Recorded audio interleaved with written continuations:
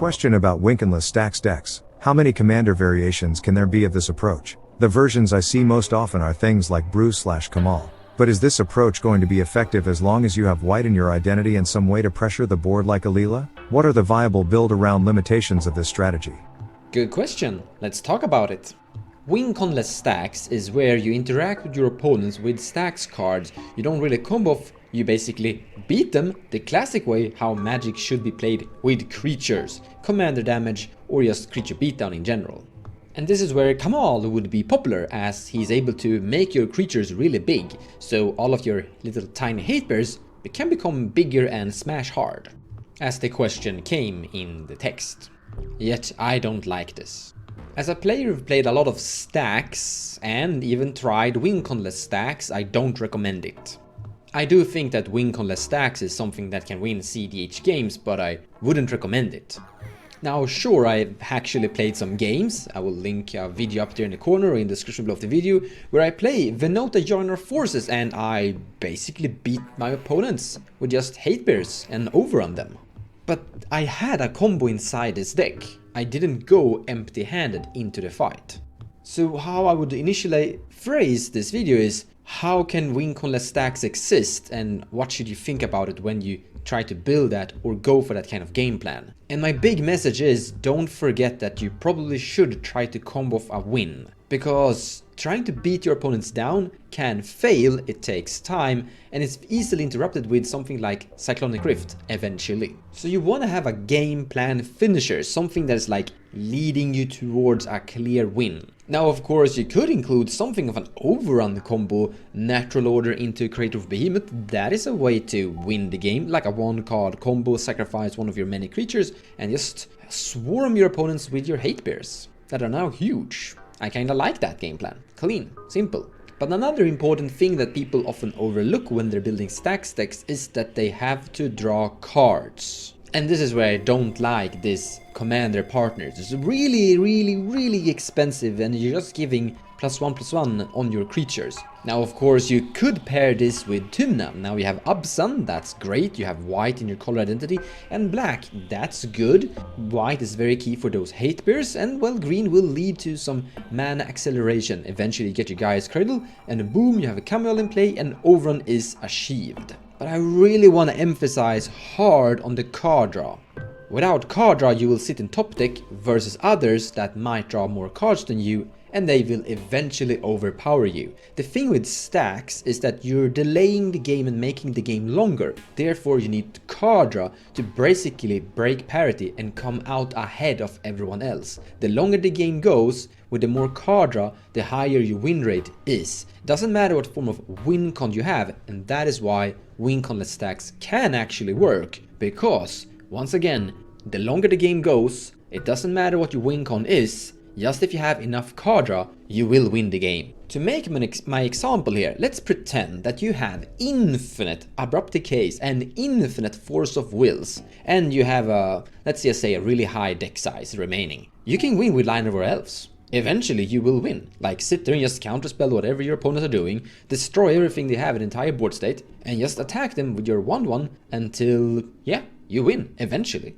So winconless stacks, in my opinion, is all about making sure the game goes longer, making sure your opponents can't really win with their fast tricks, and make sure that you're getting ahead of everyone else. You're the one drawing more cards. You should be interacting with players, or you should try to kill the ones that are drawing more cards than you first. But once again, winconless stacks shouldn't be plan A. It's something like a plan B or C. You have a combo, that combo didn't really work out, and you're sitting there still, putting stacks effects in play, drawing cards. Now you could look at a winconless stacks win instead. I would like to showcase my favorite commander in the game. I keep always talking about her, Cizay Weatherlight Captain, a perfect example of a stacks oriented commander with a lot of potential combos in it. However, sometimes my combo doesn't really work. There are op agents in play, there are other things that are disrupting me, and beatdown works great with this.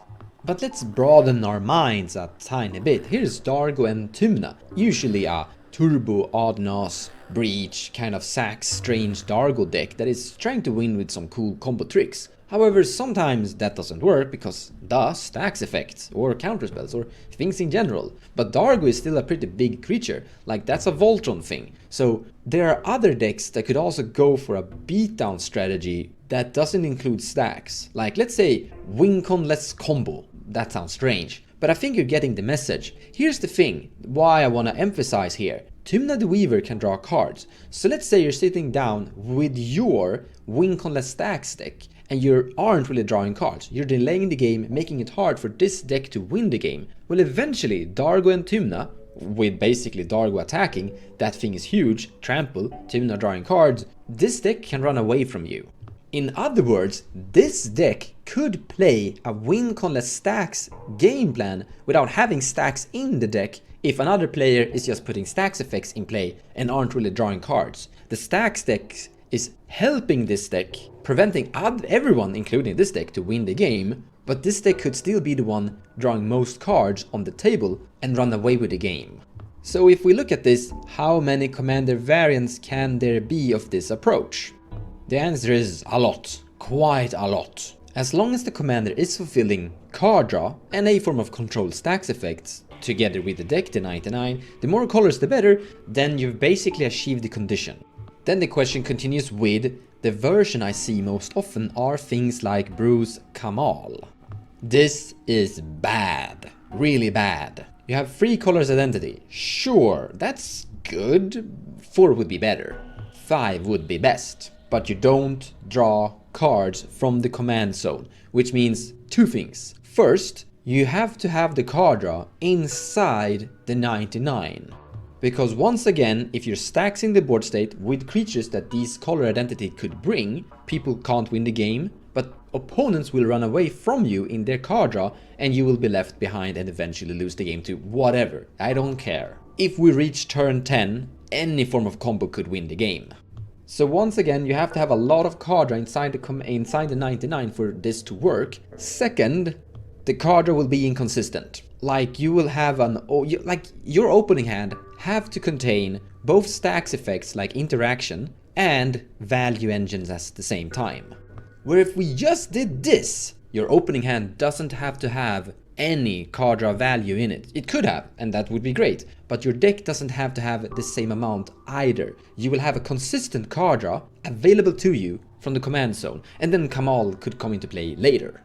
Venota, lots of potential card draw here. The more you put some non-human into play, hate bears of the various different sorts, you attack with them and you put more humans into play with hate bears of variant sorts. Some of those humans and non-humans will have value engines on them as well, similar to Venota, but in general this deck just gets going so efficiently. You have value in the command zone consistently available to you, unless there's like Dranat Magistrates and such. So you want to have some non-commander orientated value engines inside the deck as well. But you're sitting very fine with this thing as the wincon-less Stax commander. You could, but I do in the end want to recommend having a combo in there anyway. Continuing with the text, but is this approach going to be effective as long as you have white in the color identity? It does not matter. The answer isn't in the color identity. Now sure, white have the best hate bears in the game. Yeah, they do. Like Archon of Emeria, even Mind Sensor, Thalia and Wingmare and others, they are really good. White just really have a lot of anti-combo in it, in various hate bears and Stax effects. But once again, you're all observing the wrong thing. Here we have some evil Stax from black. Opposition Agent, absolutely amazing. Daffy Voidwalker, amazing. Ashiok, works pretty fine. Nullrod, doesn't require any color identity at all. Notion Thief, Wandering Archaic. Now some of you might say that Wandering Archaic isn't really a hate bear Stax effect. I kind of emphasize that it is. It's gonna force your opponents to pay more for their spells and such. Chains of Mistopheles, Curse Totem, Collector Oof, Stranglehold, not a great one, but it's kind of want to showcase that anyway. Narset Potter of Veils, and Kerevik the Merciless. Kerevik is actually quite expensive, but I actually have played it. He kind of works a bit. So you don't need white to have access to Stax effects, hate bears and other variants. To give you an example, here is my Yeleva Nephilim Scourge, Grixis, and I played it like a Stax deck. Winconless Stax. I didn't have a single combo inside the entire deck. I won by milling my opponents to death, basically casting Yeleva over and over. I didn't go for any form of beatdown. I interacted with Yeleva by casting her, accidentally exiling my opponent's combos here and there. So the entire deck basically contained board wipes, so I could kill Yeleva and hate creatures here and there, Stax effects that weren't creatures, so they wouldn't die to my board wipes, and then just ramp. And Yeleva is a perfect commander here because it's value on that thing. When you cast it, you gain a bunch of instants and sorceries, and when it attacks, you can cast those things. That is something of card draw. Not actual card draw. Well, sometimes you're casting brainstorms from this, so there you go. Some form of card draw. I will leave a link in the description below for my deck list, but also up there in the corner you can see a deck tech video for this if you want to. It's a perfect example of a winconless Stax deck that is not on white, but achieving the most important thing, card draw from the command zone, gaining value throughout the game. But the possibilities here are endless. Here we have Tymna the Weaver and Krom Ludwig Opus. Typical blue farm, typical Adnos, typical fast combo. Doesn't have to be that. This could just be your card draw from the command zone. That's it, and color identity basically. But the rest of the deck could basically be on hard stacks, creatures and such, and then just win the long game. You will surprise a lot of people if you're doing that. But let's cut white. Let's add Thrasius and Vile Smasher as the commanders instead. This is 4 color identities, that's great. 5 would be best, but 4 is good. You have a card draw from the command zone in Thrasius, helping you go the really long game, so to say. But here you can play a mixture of counter spells and various hate bears of different sorts to interact and make sure your opponents can't win the game. Counter spells are a great addition to Stax, by the way. Because one of the biggest weapons against Stax is Cyclonic Rift, basically board wiping all of your opponents, or well, getting rid of everything, so to say. Then Fierce Guardianships and other counterspells Thrasius could dig out with its color identity blue could really save the day. You can lose so many games without having counterspells inside your Stax deck because you don't have an answer to the eventual Cyclonic Rift that will eventually happen. And look at this, you even have a wincon in the command zone, Vile Smasher the Fierce! Like, eventually people will die. Let's go back to the point where I said in the beginning of the video. If you just have infinite Abrupt Decays, infinite Force of Wills, which you can theoretically get from Thrasius, not infinite, but you can get a lot of them. Eventually Vile Smasher will kill everyone by throwing random bombs here and there. So the question isn't about what color identities or what commanders, the question is how. How you're going to achieve a lockdown effect on your opponent and how you're gonna acquire value during the long game. How you can run away, snowball. You should emphasize on that word. How you can snowball from all of your other opponents. What are the viable build-around limitations of this strategy? I hope I've kinda answered on it already. Yeleva being an example, Thrasius Vile Smasher being an example, and other examples I've already showcased as well. And I think I should end the video with this. I actually think there's a lot of really bad Stax decks out there. Let's emphasize that again. I actually do think there is a lot of bad Stax decks out there. Stax decks. Yeah, that's getting hard to say if you just repeat it. I see a lot of players play various commanders with various great Stax effects. Yay, great! With commanders that can't draw cards. And during the game they sit in top deck and they just lose the game eventually. I've seen people say they want to build Lavinia Sword's Renegade as the commander. Bad. I don't recommend it. You're not gonna draw cards from this. Why not have it inside the 99 and have like Tymna or another commander that could draw into this and have other various Stax effects instead? Yasharn, Implacable Earth, popular Stax commander that people wanna play. Don't recommend it. I think it's bad. Play something that is drawing cards instead. Draw into this and have it inside the 99. Same thing but better. I hope I've gotten my message across. And I do think it was a really good question. Because once again, I do see the errors people make when they enter games with stacks decks that don't really function in the kind of environment that they're trying to create. They're creating long games but don't draw cards, so eventually they just lose to whatever, anything. Thank you so much for watching the video, and thank you so much for the question. If you guys have any questions, by the way, feel free to leave them in the comments below, and I will try my very best to answer those questions. In fact, I think we're gonna make a video series, a new playlist with questions answered, where I basically take questions from the comments below in the video and just make videos of them like this, trying to answer those questions. Remember, there are no stupid questions. Only stupid answers, and I hope I've been able to give you good answers.